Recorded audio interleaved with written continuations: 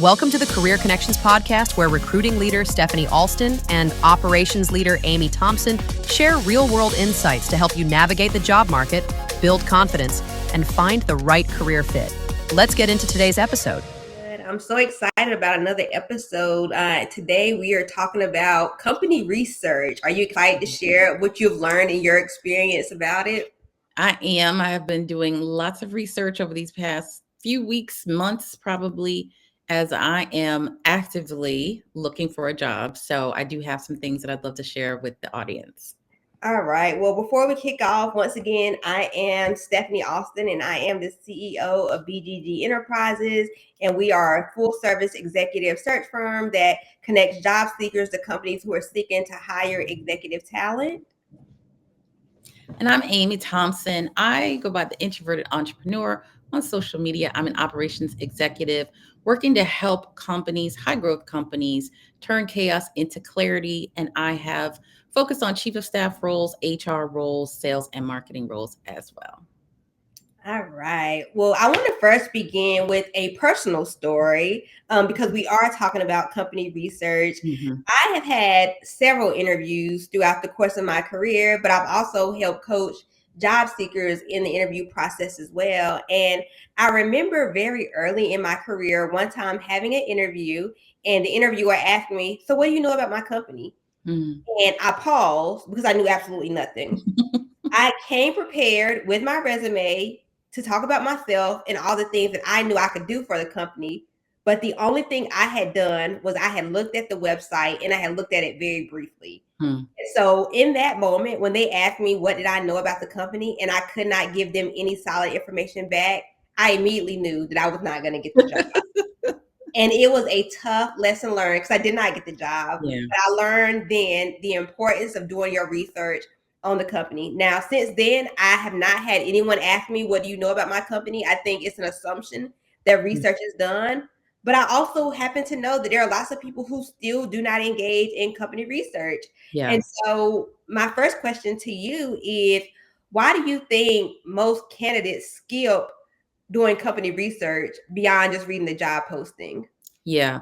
Well, number one, it's time consuming. And I think especially in today's market where I have heard people, I'm not doing this, but I've heard people applying for hundreds of jobs. And there is no way someone's going to be confident about doing research. People are probably waiting until maybe they get an interview or something like that to do a little bit of research, but most people are not doing that. So I think time is one thing. The second thing, I don't know that people truly understand the value of it. One of the things that it's not just to get prepared for the interview, but it could also help you tailor your cover letter and maybe tailor your resume a little bit. You just might hear something or read something about the company that helps you make those adjustments. So I think not knowing the value of it or why it's important would be another reason people don't do it as much. No, I completely agree. And from your experience, what's the biggest difference between someone who has done their research and who hasn't? When I worked in HR and I was doing a lot of interviews, I would say people ask much better questions when they have done the research. I've had people uncomfortably in some cases know so much about me that they would bring up things like, "Oh yeah, I remember reading that you did this blah blah blah 2 years ago." And it was so it felt, sometimes it could feel a little stalkerish, to be quite honest with you, but it does allow them to ask better questions, more specific questions. And I think it just shows an interest in the company. I mean, at the end of the day, if you post a job, no matter what it is, you're going to get hundreds of applicants at least. Absolutely. In that 100, there's no way that only one person is qualified, right? So you're going to have lots of people who could do the job. So what are the things that start to differentiate people? And that company research could be one of those things, so that you're having a conversation, not a job interview, because they know about you and you know a little bit about them. And so you just have a conversation. So it can make a difference, I think, during the interview process. Yeah, so even touching on that, right? And I think about my past experience when I knew that I was not going to get a job because I had not done the research. For you, what are the signs and the little cues that let recruiters instantly know that someone hasn't researched? Well, certainly just from the resume side, it's really obvious if they're, you can tell when people send the same exact resume to every job they've ever applied for, right? And it's like, you didn't even read the job description. Never mind, not doing company research. You barely read the job description, right? Because it should be pretty clear that if the description says we're looking for these 4 things, that you might want to have those 4 things on your resume, right? So Right. that's one in the paperwork, in the cover letter. If something sounds really generic, especially a cover letter, right, where that should be custom for every job, you can tell that somebody just doesn't care. Right. And so it's a little bit of a turnoff. At the end of the day, I'm going to defend, the folks on the HR side a little bit. It takes a lot of time to go through the process of reviewing resumes, but also doing screenings and things like that, doing the interviews and trying to find the right person.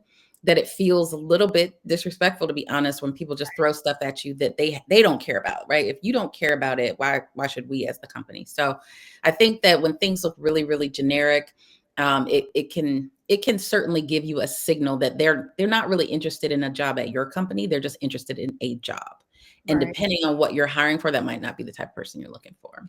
Yeah, I think that's great. And I know people are probably thinking, well, she doesn't know how much time it takes to apply for jobs, and I don't have time to customize everything. And you're right to feel how you feel. But I Yeah, also want to say on the flip side of that is that whenever you actually do company research, it does prevent you from misalignment, right? You don't that's want right. to apply for a job, interview, get the job, only to find out you even hate this industry. That's right. And you would know if you hated the industry if you would have done the research first, Yeah. right?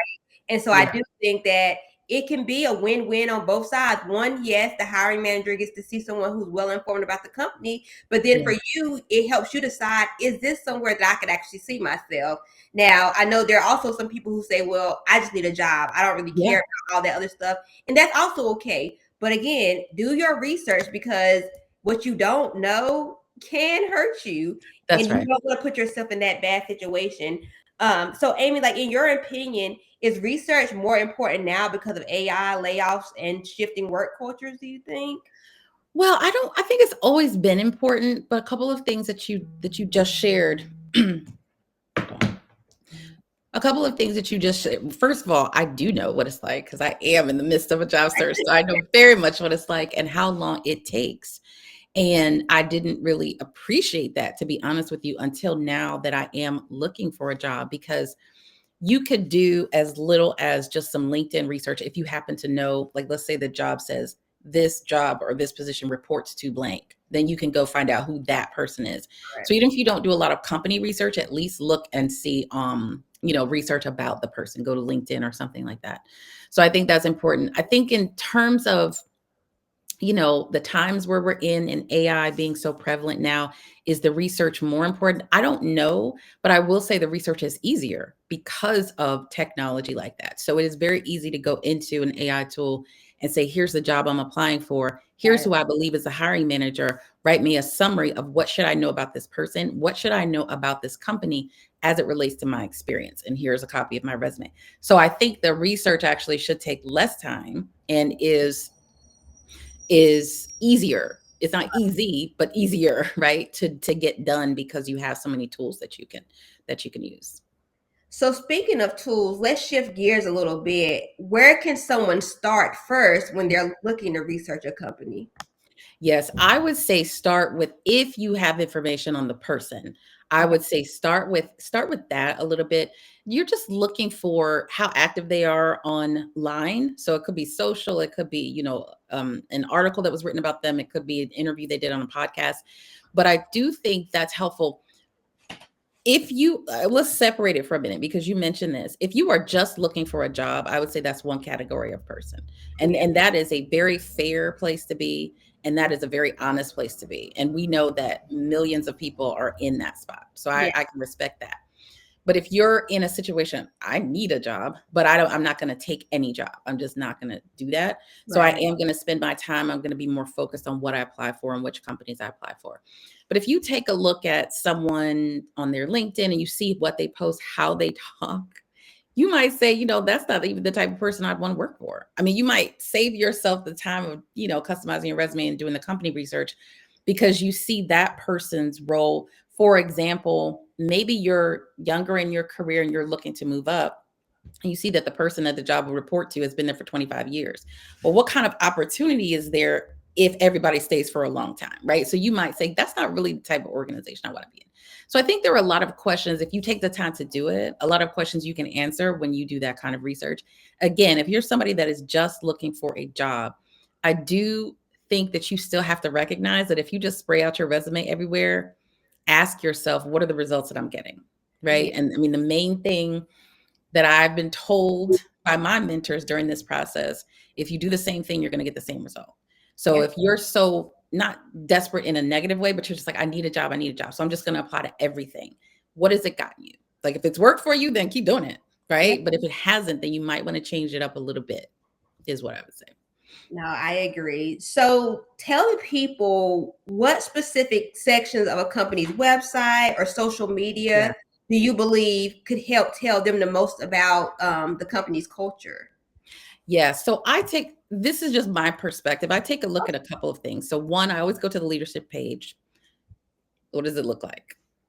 That's important to me, right? Is it all Right. men? I don't know that I'm frankly that interested in working there, to be quite honest with you, right?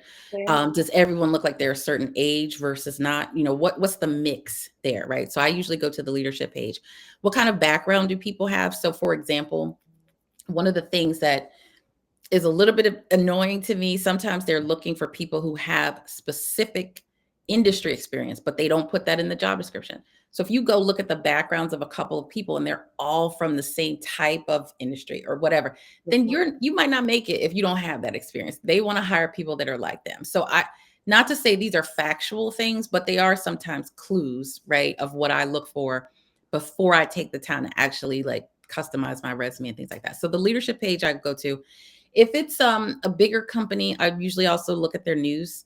Like what kind of press releases do they have, or what kind of news do they have about the company? I also, just because I do have a marketing background, I look at their blogs. Have Yeah. they posted something 8 months ago? So it's like if they don't care about, their brand and being in the news and stuff like that, then how do they? I don't know. Sometimes it could translate or make you just ask a few questions about what is important to them, right? Like how do they present themselves to the world? I think could say a lot of how they present themselves to their employees. Right. I look at the career page and the culture page. What kind of images do they have of their employees, if any? Are they all like, some people, especially back in the day, oh, we have a pool table and we do this and we do that. Like it's all the fun stuff, but where are the people doing work and how is that part of the culture? So I think there's a lot you can find on a company's website, actually. Yeah. And I actually love that you mentioned the leadership page clues. Yeah. I actually remember very clearly many years ago, I had a client and literally everyone on their leadership tools had some level of political experience, Mm, but it was never exclusively listed right. out on their job description. So you're Right. right. If you can see a very common pattern, Yeah. they're gonna keep doing what's working for them, That's whether right. they say it or not. I mean, That's maybe right. they don't explicitly name it because maybe they can't. But I think Yeah. that is really great. Never thought about that in terms of Yeah. research. So what should job seekers look for in, say, a press release or Google News that could also impact the role they're applying for? Yeah. So if you're looking for growth is something you want to look for, right? So if they, Love it. let's say private companies might not divulge a lot of information, but if you can get any sense of the company is growing by the number of people they're hiring or by, let's say, new services that they're offering or something like that, new clients that they've secured. So small things like that could just give you an indication that they are growing. Just because they have this particular role posted doesn't mean they're growing, right? So you want to dig into that a little bit. I have an experience where I was hired and 5 months later was laid off because, a lot of people got laid off. And so you want to try your best to find places that, not to say I want to work for someone for 10 years or anything like that, but it is nice to feel comfortable and have some level of stability when you take on a new role. So I would just try to look for growth. I'm in this networking group, and one of the leaders said a couple weeks ago, a couple things to look for. Growth is one. Change is another, right? So if you have a change in leadership, that's another thing you can learn from a press release or something like that. If you go to the leadership page, so-and-so is the CEO, so-and-so is the COO, but then you dig a little deeper and the CEO has been there for 2 months the COO has been there for 3. What's going on? That there's all this turnover at the leadership level. So press releases and news and stuff like that can give you some indication there. But growth, change is there are 2 things that you should try to look out for. I love it. I love it. And one reason why I absolutely do love this is because I actually had a conversation with someone about this recently, who was applying for a job at a publicly traded company. I always look at mergers and acquisitions and see what side you will be on if there is a merger and acquisition. Because at a minimum in the interview process, you could ask, hey, I see that you guys are going through a merger and acquisition. How could this impact this role? That's right. And while some people may be afraid to ask those questions because then they think, well, okay, if I have anything that appears to be negative, maybe I won't get the job. But also remember, when you're going through the interview process, it is a 2-way conversation, right? You're looking at what's in it for you while they're also looking at what's in it for them. And I think the more clarity you can have, the better, but you only gain clarity by doing the research, like you said. So I love that you mentioned growth. That is 100% something that I think job seekers should make sure they're being more intentional about. So let me ask you this. How can a company or how can a candidate tell when a company's mission and values truly align with their own? Yeah, it's tough. It's tough, unfortunately. I think it's tough on both sides because companies are going to put out statements. They're going to have values listed, but you don't really know if they live those values until you're there, unfortunately. And so you can, in the research, try to, again, if you find some of the leadership team and they have done interviews and things like that, what are they saying? Because you can get, especially if you can hear them, like if you have a video interview or something like that, and you can really listen to them, you can usually get some clues to be like, it feels like they really live those values, or it feels like they're completely opposite of that. But it's tough. That's one of the things that you really don't get a great handle on until you're there, unless you know someone who works there. You could look and see some of the employees, even if you don't know them, check out their socials. You'd be amazed, or maybe you wouldn't, how many people complain about their jobs on their social media. And it's like, I'm sorry, but your name is right there. And then you're going to talk about your job. Like, people can find out where you work, but you could probably find people. And so if you have people who are ranting and things like that can help you build a picture. Not to say that one person's opinion means the whole thing, but it can just help you build a picture, because that is a risk that we all take, is believing what they're saying about their company before we actually join it. So it is tough. It is tough. And you know what? As you were talking, I remember very clearly my very first job out of college. And I remember during my interview, they actually walked me around the office. And so I got a chance to meet people face to face. Oh, that's good. And so remember, like you just talked about, checking people's social media. Back in my day, back then, literally, sometimes you could get that insight, right? So if you're walking around introducing yourself, like, hey, how's it going? Or some people were kind enough to say, hey, take my card, reach out if you have any questions. So you didn't even have to wait to see what people said on social media. You could actually have one-on-one conversations. And then for me, body language matters, right? So I remember walking around the offices, you could easily see when someone maybe looked stressed out. Someone who you could tell like they were fake smiling, like maybe they really didn't like the environment. You could just tell so much by physically walking in the environment. I think that's one thing we sometimes miss in this remote and hybrid world. And while I am an advocate for remote work for sure, but I do think in the interview process, being able to walk around and see people, see the physical office, you can't really fake what you see, So it's amazing how times have changed, but no, I agree. Looking on media and seeing what you can find, and I've been pretty shocked, especially in our environment right now, where so many people are out of work or thinking that they will be. Right, you have so many people who are scared of being laid off and stuff like that, so they're stressed out, even though they have a job. But the number of people who are making videos about how much they dislike their job, and it's just like, okay. I would not say anything. This is actually, somebody actually posted on Twitter, keep your job. Like, that was the tweet, keep your job. That is the only assignment, is to keep your job. And that's right. Yeah, it doesn't matter how much you hate it. It doesn't matter where you work. That's right. Thankful where you are. Yeah. But in back to our topic, you can probably find some things, even though I agree with everything you said, it was easier when we were more in person to be able to see people's expressions and stuff like that. So you have to do a little bit more digging, but you can still try to find out. And again, it comes back to, are you just looking for any job? Or Right. are you really putting in the time? And it doesn't matter which side you're on, but this conversation is really for the people who are truly taking the time to individualize each application that they're putting in.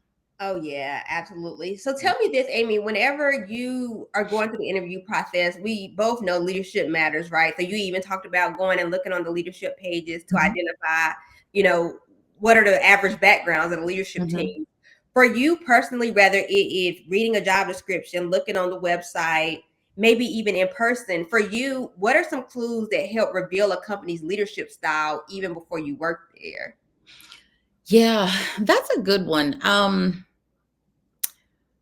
And it's tough. I mean, an interview is one of the most artificial things that we can do. It's people from the company being a little fake and it's Yeah, candidate being a little fake. You know what I mean? So it's this like simulation that, neither side is really getting the truth.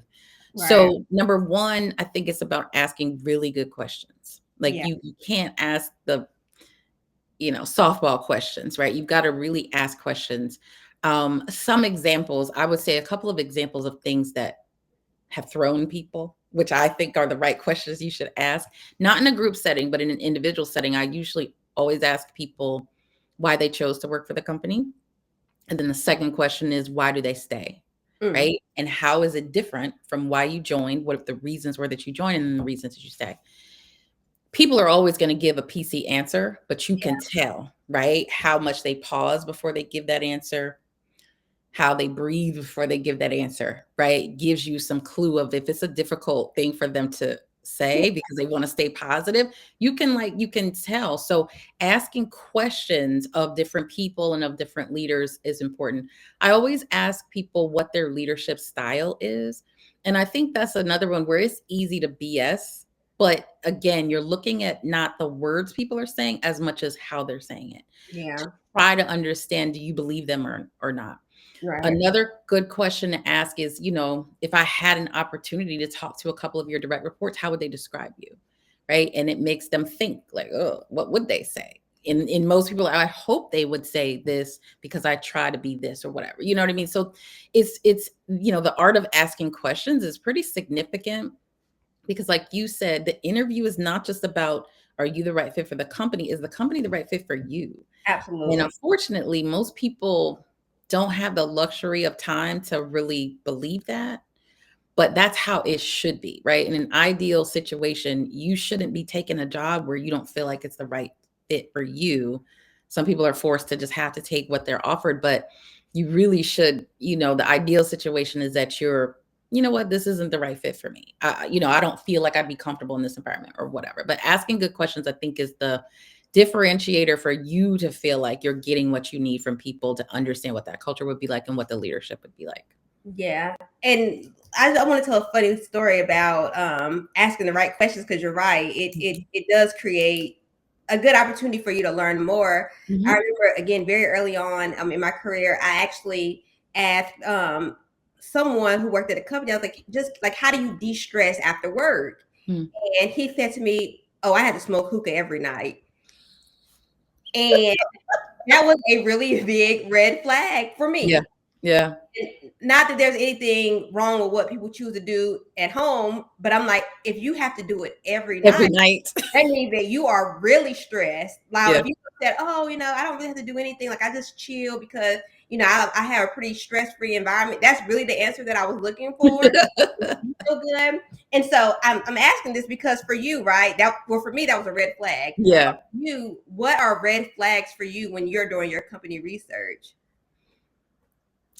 A couple now, like at this stage in my career, I want to go into an office every day, right? So I might find something that's the perfect job in the job description. They're like, you have to be Monday through Thursday in the office. No, Yeah, I'm good. I don't care what it is. I'm good on that.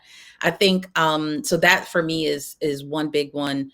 Any type of ambiguity is actually my sweet spot. So I actually don't care about that if there's a lot of turnover or if there's, not enough people, so there's not enough bandwidth, so people are having to do multiple Yeah. jobs. I actually thrive in that. Like, that's the environment I look for.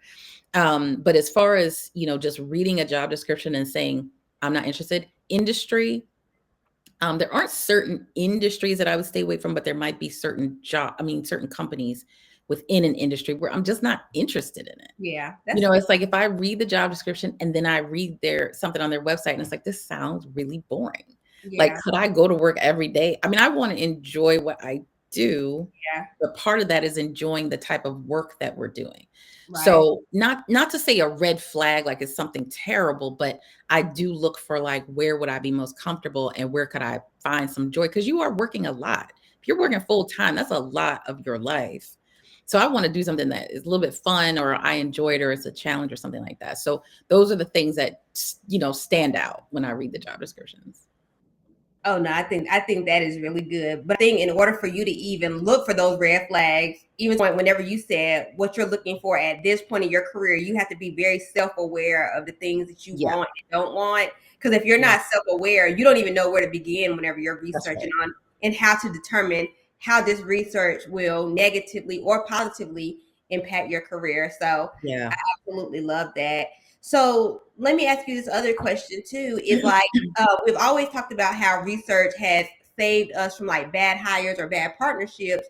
Have you Mhm. ever had a moment where research completely changed your decision? On applying or on taking a job, you Or think? either one. Um, I can't say well, I would say probably more so on the application part of it, like not even spending time, because I mean, I'm working on one today. It takes me like over 30 minutes to do one application, from the research and then also trying to customize a cover letter and a resume and things like that. And so it's not a short amount of time. So I'm not looking to just apply for everything. And so I usually go through the job description. And like I said, I look for the flexibility one. I look for, if I'm doing the company research, who the leaders are and things like that. And then I do try to find interviews, because usually somebody has done some kind of podcast or whatever. And I try to listen to a few minutes and see what I can learn there. And so the only things that have truly given me pause in a sense of, nope, I'm not applying to this, is, like I was saying before, the type of role that it is or the type of company it is. So if I just don't feel like, because in some cases, like, I could do that job for sure, but I don't think I would enjoy it. Yeah. And at this point, I'm not looking to just get a check. I Yeah. actually do want something that I enjoy. So the things that not necessarily rub me the wrong way, but just the things where I'm not interested in, is just, if I don't feel like I would enjoy it, that I would have a little bit of fun doing it, I'm usually not applying for it. No, I think that's fair. So let's talk about like some actionable tips moving forward, right? Do you suggest that, say, candidates create a research spreadsheet or a research document, or would you just encourage them just to kind of just gaze through and just add stuff to their memory as they do the research? Yeah, I think the first thing, and you mentioned this too, is being self-aware and trying to be as honest as you can with yourself Yeah. about where you are in your career and what's important to you. Again, if you're looking because for financial reasons, you have to take whatever you can get. That's one bucket. If you're in a separate bucket, try to take a little time to just really think through the jobs that you've had in the past. What did you like? What didn't you like? And then try not to repeat the things that you didn't like. Like, if you already know certain environments weren't good for you, try not to apply to jobs that have those type of environments. And so I think you can come up with 4 or 5 things that are really important to you to look out for. That's where you focus your research. You might not care who the leadership team is, right? Depending on your role, but you do care whether it's remote or not, right? So Right. certain things you can categorize. I don't go so far as having like a spreadsheet. I don't get that serious with the research, because it's just in the moment. If I see a job I like, then I'm quickly go research it. Like I said, you could use AI tools to help you come up with the research and then make a decision, I'm applying or I'm not. And so for LinkedIn specifically, I just use the save feature, save the jobs that I think I'm going to go back to and actually apply for. I usually apply on the company's website though, but I will save the job in LinkedIn and then do my research on LinkedIn, do my research on the company page, and then decide whether I'm going to apply or not. So I don't think it should be, it's not like you're writing a paper or something on it, right? So the research should be a little bit light, and then spend your time, if you are going to apply, on customizing your resume and your cover letter. Okay. All Yeah. right. And then let's speak to the overthinker really quickly. What are a couple tips that you have for those who may only have 5 minutes to research before an interview? Well, if you're 5 minutes Well, before okay, prioritize. If you have 5 minutes before your interview, and you're just like, oh shoot, I've been so busy, I have not done any research, but I got these 5 minutes before they hop onto the Zoom. got it. What? Yeah, that's a tough one. So I would say breathe, right? And then I would say it's more about you than them. So really understand 3 points that you want to make sure you get across as to why you're the right person for the job. Because I don't think you can come up with, great questions in that short period of time, and you'll probably fumble it and sound disjointed. So come up with 3 things about your experience that you want to make sure you touch on and get across, because that. I mean, you should be able to talk about your own experience without much planning. So what I'm hearing, as they would say in therapy, what I'm hearing is that 5 minutes is not enough to save you. Is that 5 minutes could be okay, but not right before the interview. Just 5 minutes in general might be okay, but yeah. And it also depends too. Some people get really nervous before for sure? interviews.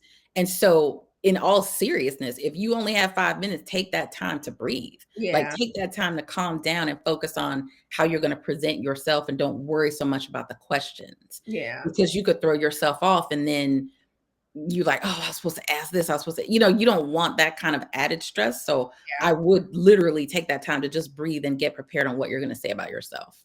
I love it. And yeah, we're going to end on that. So that is great advice. Just knowing in general, going into your interview, always make sure you breathe and you just take care of yourself before you That's go right. to the interview, because we know that the nerves could easily send off a signal that throws Right. off your entire interview. And you Right. just don't want that for yourself. That's Well, right. Amie, thank you so much for the conversation today. I have Absolutely. really enjoyed it. Thank you all for tuning in. Once again, if you enjoyed this, please like, subscribe, and share with a friend. But until next time, bye. Hi. Thanks for tuning in to the Career Connections podcast with Stephanie and Amie. Connect with us on LinkedIn for more career tips, resources, and conversations that help you grow with confidence.